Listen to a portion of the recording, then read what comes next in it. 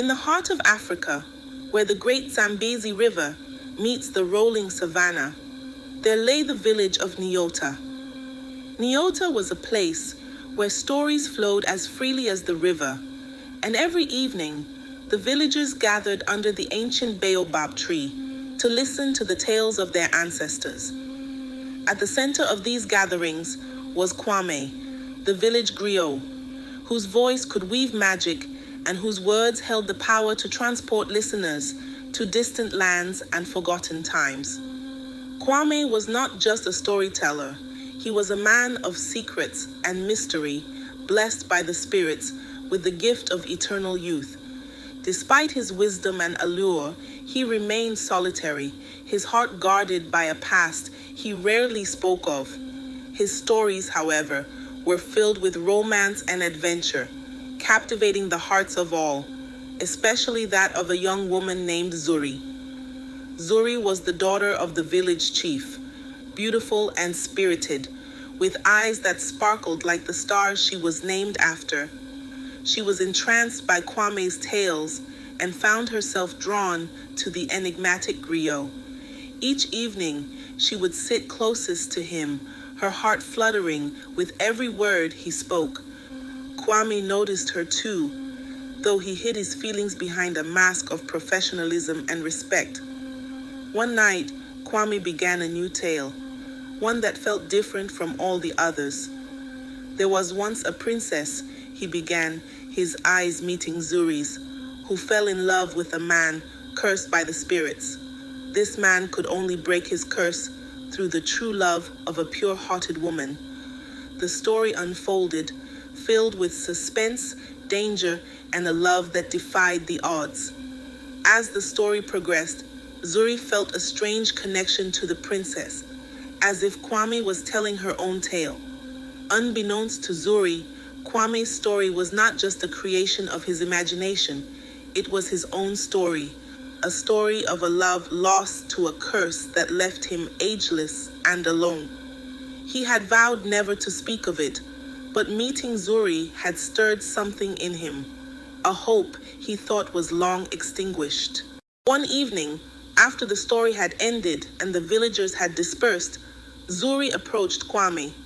"Your stories," she began hesitantly, "they feel so real, so personal. Are they just tales, or is there truth in them?" Kwame sighed, the weight of his secret heavy on his shoulders. "Some stories," he replied, "are more real than you can imagine. Some are born from the heart and others from the soul." Zuri, sensing the depth of his words, placed a hand on his. "Tell me the truth, Kwame. Tell me your story." And so, under the moonlit baobab tree, Kwame unveiled his past, a tale of a young griot who fell in love with a princess, only to lose her to a dark curse. The spirits, angered by their forbidden love, had cursed him with eternal life, doomed to wander the earth alone unless true love could break the spell. As Zuri listened, tears filled her eyes. "I believe in love," she whispered.